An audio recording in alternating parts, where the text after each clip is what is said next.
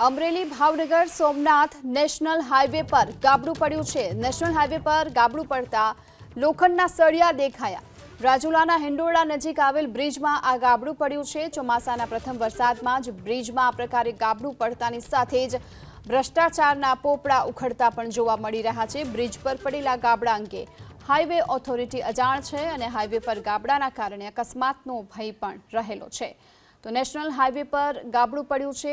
Amreli Bhavnagar Somnath national highway પાસે રાજુલાના હિંડોળા નજીક આવેલો છે આ બ્રિજ અને આ બ્રિજ પર ગાબડું પડવાની સાથે સળિયા પણ દેખાઈ રહ્યા છે અને અહીંથી જો કોઈ વાહન પસાર થાય તો ચોક્કસથી અકસ્માતનો પણ ભય રહે તેવી સ્થિતિ જોવામાં આવી રહી છે। વાહન ચાલકો પણ અહીંથી સાવચેતીથી પસાર થતા જોવા મળ્યા છે।